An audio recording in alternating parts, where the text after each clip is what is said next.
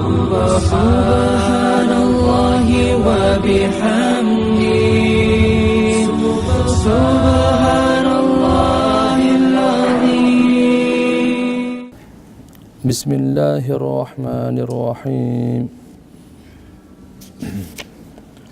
قل هذه سبيلي أدعو إلى الله على بصيرة أنا ومن اتبعني وسبحان الله وما أنا من المشركين وما أرسلنا من قبلك إلا رجالا نوحي إليهم من أهل القرى أفلم يسيروا في الأرض فينظروا كيف كان عاقبة الذين من قبلهم ولدار الآخرة خير للذين اتقوا أفلا تعقلون صدق الله العلي العظيم.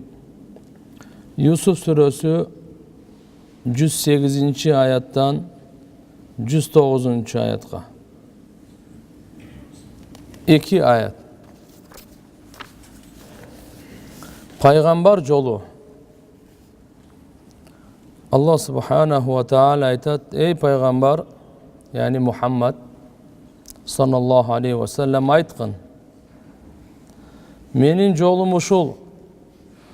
Allah'a çakıramın. Jana mağa erçigender da çakırışat.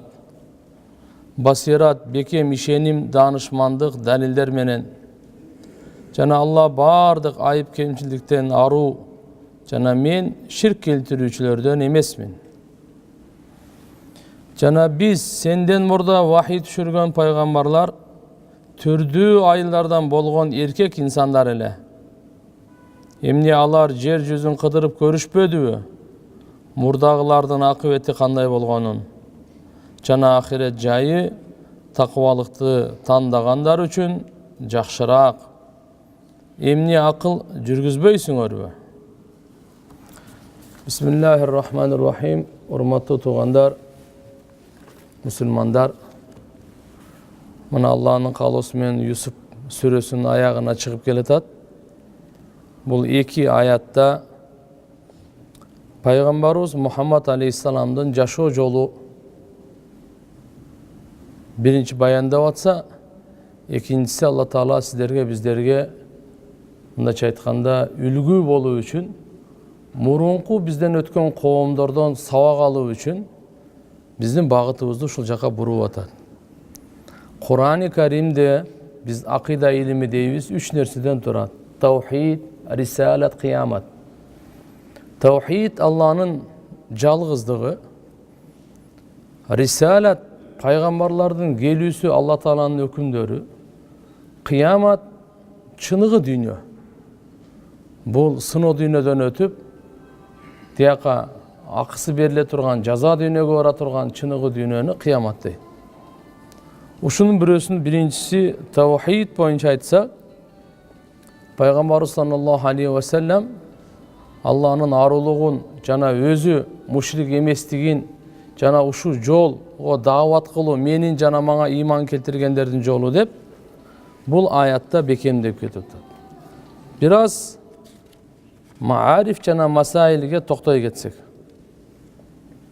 Эй пайгамбар Muhammed Aleyhisselam'a Allah Teala aytат: "Kul, aytkın, adamlarga aytkın, kavul alabı, kavul albayбы, бирок жолуңду айтып кой, менин жолум мына, хадихи сабили, мына менин жолум деп. Те жолум эмес, хадихи. Адам мына менин туалетим деп мактанбайт да. Мына менин үйүм, мына менин атам, мына менин багым, мына менин дагы заводум депчи. Өтө бир маанилүү нерселерге адам баласы мына деп, меники деп айтканы өзүнө мына сыймык катары гордиться этип, ошого кубанып, тамшанып анан айтат да.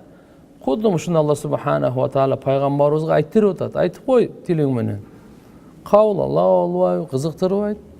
Бирок хадихи сабили, мына ушу менин жолум деп. Менин жашоомдун жолу, түнү, күндүзү бара турган максатым ушул жол.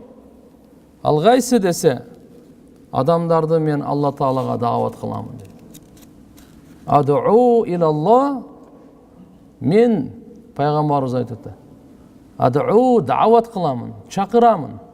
Илаллах, кимге чакырамын? Аллага. Жаратканга, жаралганга эмес, Аллага чакырамын. Аля басиратин дегени, басират деп жүрөктүн терең көрүүсүн айтат. Басар көздү айтат. Мына адам башындагы көздү басар деп коет. Бул көрүнүчү. Басират болсо, басира болсо, ошонун ылдый жагында басира болсо, жүрөктүн көргөнүн айтат. Көздүн көргөнү кээде алдап коет. Жүрөктүн көргөнү, буну экинчи сөзүм айтканда, акыйкатты түшүнүү деген сөз. Басират менен деген сөздү уламалар Тафсири Байлавиде айткан илим, хикмат, яқин.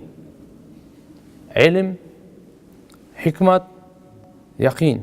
Демек, Алла Таалага мен чакырам, бир надан жахил болуп эмес, же наданга же жахалатка эмес, илим менен чакырам, яқин, толук ишеним менен, шектенбеймин мен.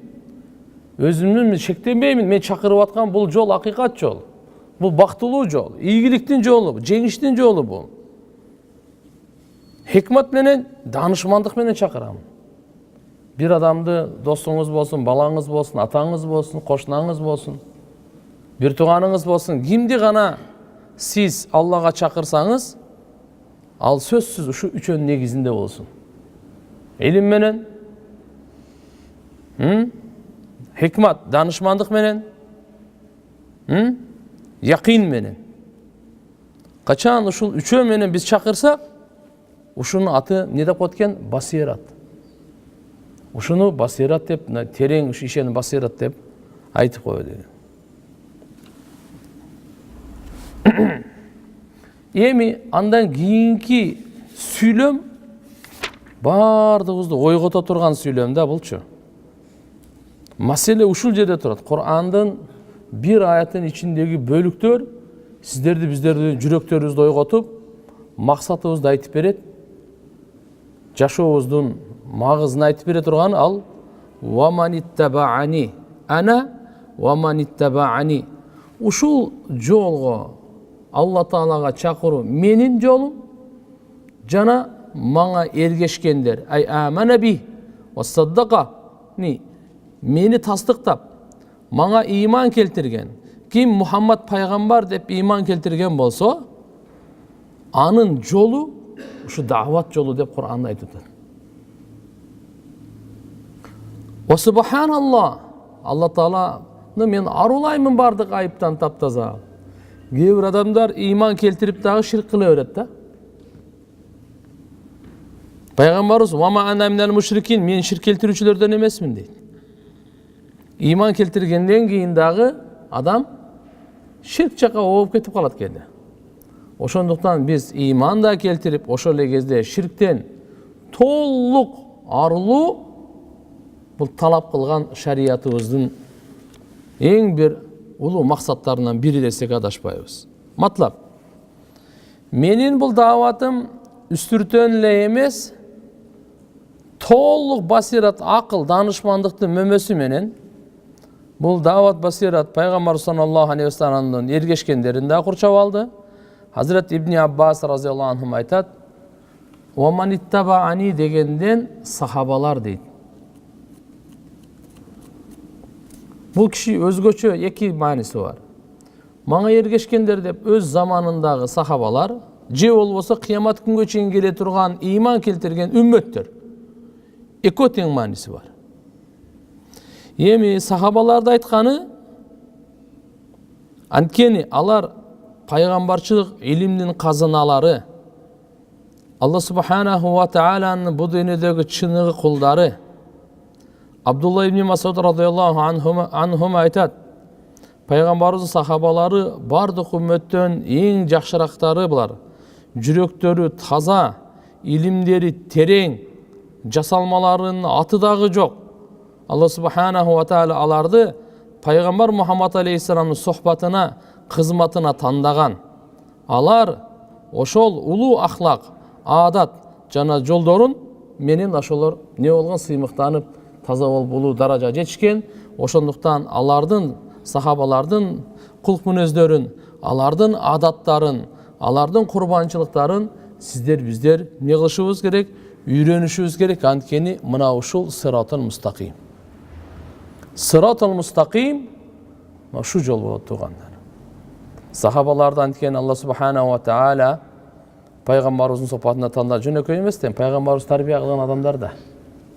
Албетте адамдар, бирок пайгамбарыбыз тарбия кылган адамдар, жөнөкөй адамдар эмес. Мындай дагы маани болушу мүмкүн дейт. Мүмкүн эмес, ушундай мааниси, мындай дагы мааниси, маниттабаани бул жалпы кыямат күнгө чейин пайгамбарыбыз Мухаммад алейхиссаламдын үммөтүнө чейин үммөттөрүнө ушул бардыгы келе берет да. Ким иман келтирсе, вот ушуга дептир. Буну Ибн Зайд рахматуллахи алейхи айткан, бул аяттан маалым болот. Кимде ким мен пайгамбар Мухаммад алейхиссаламдын ергешүүчүлөрүнөн мүн десе, ошого доо кылса, ага лазым дейт, ага милдеттүү дейт. Пайгамбар Мухаммад алейхиссаламдын дааватын бүткүл адамзатка таркатсын, Кур'ан-ы Каримдин таалимин жалпылантсын деп тавсир Мазхариде ушундай деп айтат тугандар.